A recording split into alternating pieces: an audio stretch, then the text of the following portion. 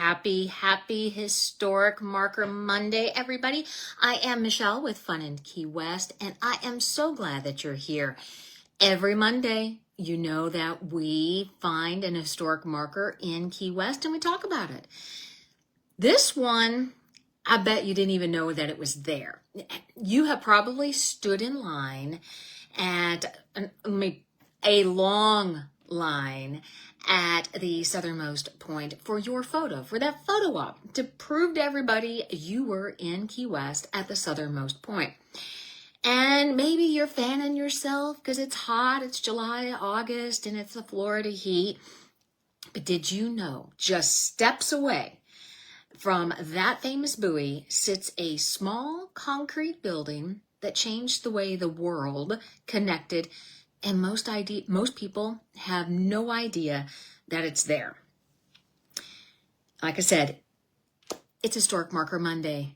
And here on the Fun in Key West podcast, today we're talking all about a true hidden gem of technology history. That would be the cable hut. Raise your hand if you stood by that thing for I don't know how many times and didn't realize the significance of that little tiny unassuming concrete hut. But let me set the stage for you. Here's the scene. It's Key West. It's the early 1900s, and it's a bustling seaport, and you've got a railroad terminus thanks to Henry Flagler's Overseas Railroad. And it is the U.S.'s closest point to Havana. It's just 90 miles away. And it's the perfect location for international communication with Cuba and beyond. But we needed, at that time, speed and reliability for the communication. And it mattered because of commerce, the naval operations that were going on, and of course, the government connections. So, in 1917, they built on the mainland the cable hut. It was transported down to Key West by train on Henry Flagler's Railroad, and that was a logistical feat unto itself. This is a concrete structure.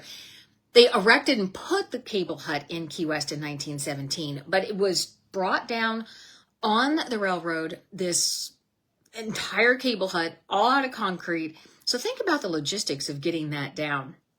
It's installed at the Southernmost Point, and the purpose of this building is to protect the landline system from Key West, and there was a 125-mile underwater telegraph cable to Havana, Cuba. And the sole purpose of this building was to protect that connection. And you can almost think of it as the server room of its time. Without it, messages could not flow securely between the U.S. and Cuba. But the structure helped protect those connections from rain and the saltwater and all of the elements that happen outside.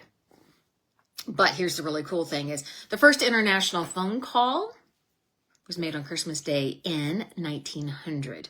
And it happened a few years, I get it, we're going backwards a little bit in time. It happened a few years before the hut was built, but it was all through the similar cables. So on December 25th, 1900, John W. Atkins made the first international phone call from Key West to Cuba.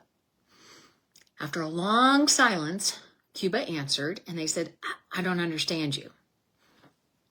Well, so the first international phone call didn't go great. It ended maybe like some bad dates or something. It's made history. And that's why that cable hut became so important, is to secure those lines so that those communications could remain open. These cables were the lifeline for the international communication. This was decades before satellites, cell towers, or the internet. If you just think about it, this is 1900, and you needed these lines to have communications. And this cable hut's job was to protect those lines and those connections from all, like I said, all that salt air corrosion, the harsh weather, and any accidental physical damage. This also allowed Key West to be a hub for business and for government and for naval communication with Cuba and then also the rest of the Caribbean. The cable hut was maintained and repaired by Western Union for decades. And cable ships, including the CS Western Union, built in 1939, were used to lay and service these lines. The Key West Cuba cable connection remained in use until around 1987. So for almost over 87, almost 100 years, when it was finally retired due to the damage. And at that point in time, there was advancing technology. But today, as you're standing in line waiting for the perfect photo opportunity at the Southernmost buoy, you can see the cable hut. It still sits there today by the Southernmost Point, and most visitors just walk by it and think it's nothing or think it's just there for storage or something.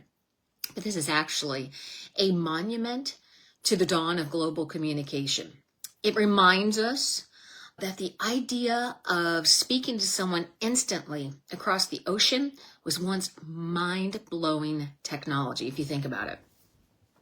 So the next time you're in Key West, I want you to stop by and just check out the cable hut.